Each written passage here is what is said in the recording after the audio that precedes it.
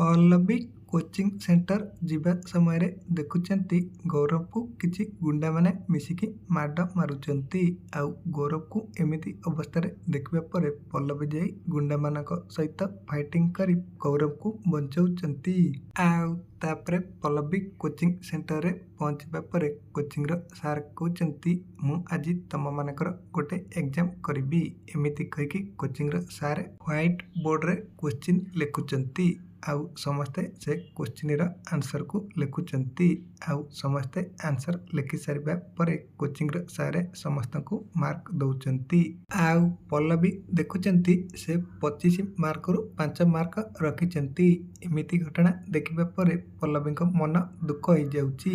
ଆଉ ତାପରେ ପଲ୍ଲବୀ ଯେତେବେଳେ କୋଚିଂରୁ ବାହାରକୁ ଆସୁଛନ୍ତି ଘରକୁ ଯିବା ପାଇଁ, ସେତେବେଳେ ରୁବି ଗାଡ଼ି ନେଇ ଆସୁଛନ୍ତି।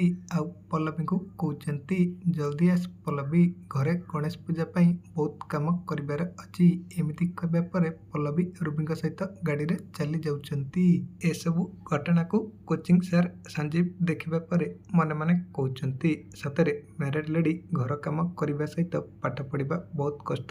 ତେବେ ଦର୍ଶକ ବନ୍ଧୁ, ଆପଣମାନଙ୍କୁ କ'ଣ ଲାଗୁଛି ପଲ୍ଲବୀ କ'ଣ ଘର କାମ କରିବା ସହିତ IPS ହେଇପାରିବେ କି? ଯଦି ହଁ, କମେଣ୍ଟରେ ୟେସ୍ ଲେଖନ୍ତୁ।